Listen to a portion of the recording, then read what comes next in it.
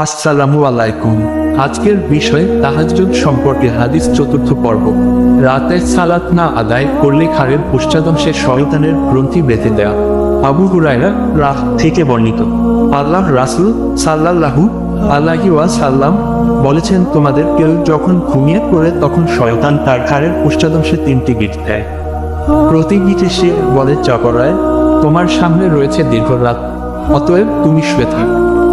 অতঃপর সে যদি জাগ্রত হয়ে আল্লাহকে স্মরণ করে একটি গিট খুলে যায়, পরে করলে আর একটি গিট খুলে যায়, অতঃপর সালাত আদায় করলে আর একটি গিট খুলে যায়।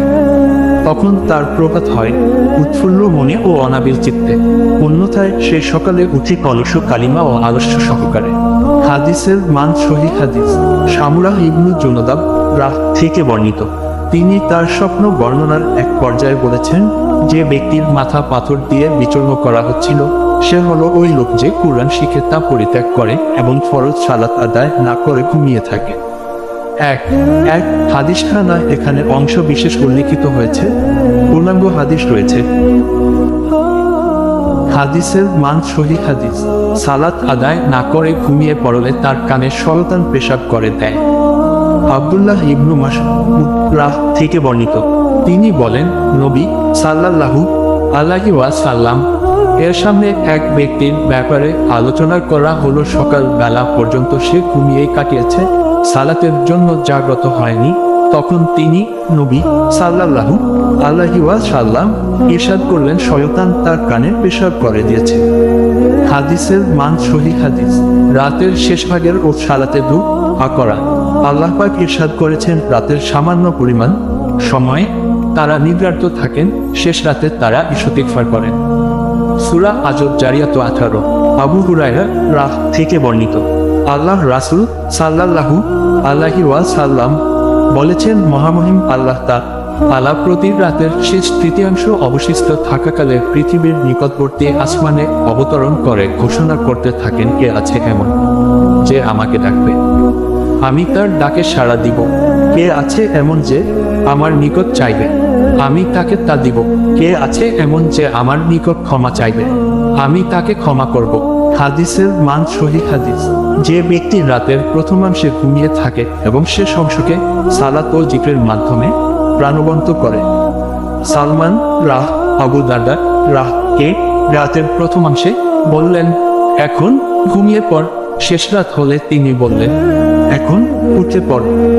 বিষয়টি অবগত হয়ে নবী সাল্লাল্লাহু আলাইহি ওয়াসাল্লাম ইরশাদ করলেন, সালমান যথার্থ বলেছে। আসওয়াদ রাহ থেকে বর্ণিত, তিনি বলেন, আয়েশা রাহকে জিজ্ঞেস করলাম, রাতে নবী সাল্লাল্লাহু আলাইহি ওয়াসাল্লাম এর সালাত কেমন ছিল? তিনি বলেন, তিনি প্রথমাংশে ঘুমাতেন, শেষাংশে জেগে সালাত আদায় করতেন। অতঃপর তার শয্যায় ফিরে যেতেন।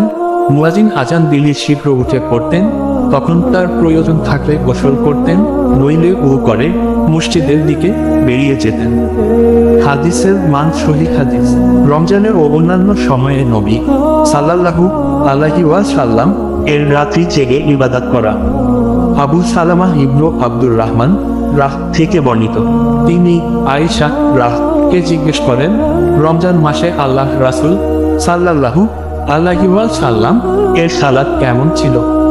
তিনি বললেন, আল্লাহ রাসূল সাল্লাল্লাহু আলাইহি ওয়াসাল্লাম রমজান মাসে এবং অন্যান্য সময়ে রাতে 11 রাকাতের অধিক সালাত আদায় করতেন না।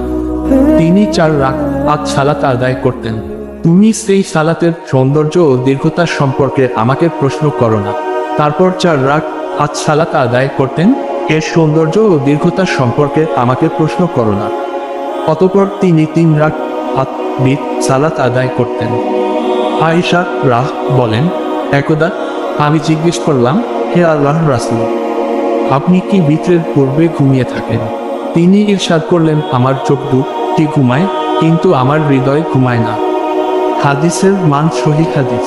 উম্মুল মুমিনিন আয়েশা রাহ থেকে বর্ণিত, তিনি বলেন, রাতের কোন সালাতে আমি আল্লাহ রাসূল সাল্লাল্লাহু আলাইহি ওয়াসাল্লাম কে বসে কিরাত পড়তে দেখিনি।